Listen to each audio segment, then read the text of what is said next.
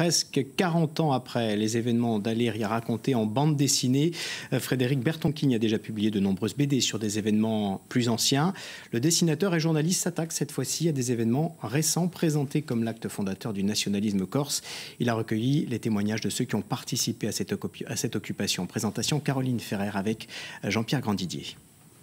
Aléria, 21 août 1975, Edmond Simeoni et une dizaine d'hommes investissent une cave viticole suspectée d'être mêlée à des escroqueries. Ils ne savent pas qu'un drame est alors en train de se nouer. Avec sa BD éponyme, Frédéric Bertoncini a relaté heure par heure ces événements. Aléria, forcément, est un événement incontournable, un événement déclencheur qui a conditionné les 40 ans d'histoire que nous venons de vivre. Et peut-être qu'après plus de 20 albums maintenant derrière moi, je me sentais peut-être les épaules maintenant d'aller sur ce terrain-là. Edmond Simeoni, Léo Battesti, Piero Poggioli, entre autres. Le journaliste Frédéric Bertoncini a interviewé les principaux protagonistes qui ont fait Aléria. Chacun a vécu son Aléria.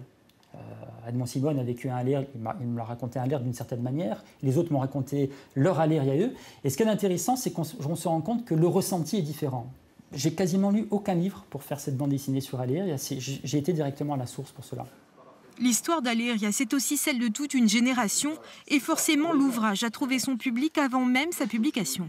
Ça m'évoque des souvenirs lointains puisque ça fait 40 ans et à l'époque, j'avais assisté au congrès de l'Arc qui s'était passé 3 jours avant et tout le monde savait à ce congrès qu'il allait se passer quelque chose. Donc on était dans l'attente d'un événement majeur. La BD est sortie mercredi dernier en librairie.